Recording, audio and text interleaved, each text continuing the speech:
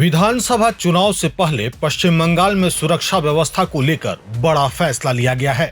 Vote की तारीखों के ऐलान से पहले ही केंद्र सरकार ने भारी संख्या में केंद्रीय बल तैनात करने का फैसला कर लिया है। यह फैसला मिनिस्ट्री ऑफ होम अफेयर्स ने चुनाव आयोग से विचार विमर्श के बाद लिया है। सरकारी सूत्रों के मुताबिक राज्य में चल रही वोटर लिस्ट की स्पेशल इंटेंसिव रिवीजन यानी SIR प्रक्रिया अब लगभग अपने अंतिम चरण में है। 28 फरवरी को राज्य में अंतिम मतदाता सूची जारी की जाएगी। इसके बाद कभी भी इलेक्शन कमीशन ऑफ इंडिया विधानसभा चुनाव का कार्यक्रम घोषित कर सकता है।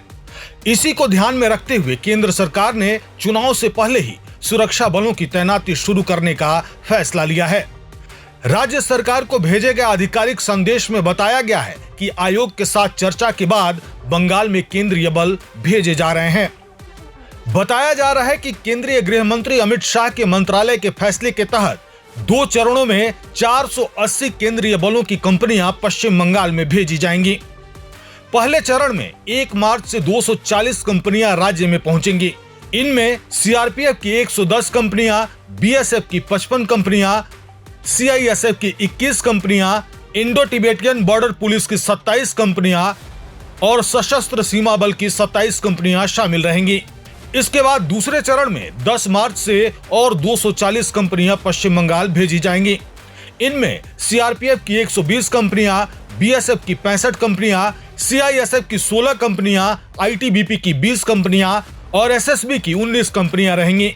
यानी कुल मिलाकर चुनाव से पहले ही बंगाल में 480 कंपनियों की केंद्रीय फोर्स तैनात करने की तैयारी पूरी कर ली गई है।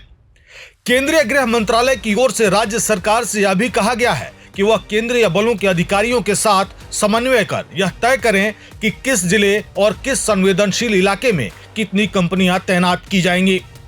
सूत्रों के अनुसार फिलहाल इन केंद्रीय बलों को पहले चरण में अलग अलग इलाकों में गश्त और एरिया डोमिनेशन के लिए लगाया जाएगा, ताकि चुनावी माहौल शांतिपूर्ण बना रहे और किसी भी तरह की कानून व्यवस्था की स्थिति पर पहले से नियंत्रण रखा जा सके। गौर करने वाली बात यह है कि पश्चिम बंगाल में चुनाव के दौरान केंद्रीय बलों की भूमिका को लेकर पहले से ही राजनीतिक बहस होती रही है और अब वोट की तारीखों से पहले ही इतनी बड़ी संख्या में केंद्रीय बलों की तैनाती के फैसले के बाद राज्य की राजनीति में एक बार फिर गर्माहट बढ़ने के संकेत मिल रहे हैं।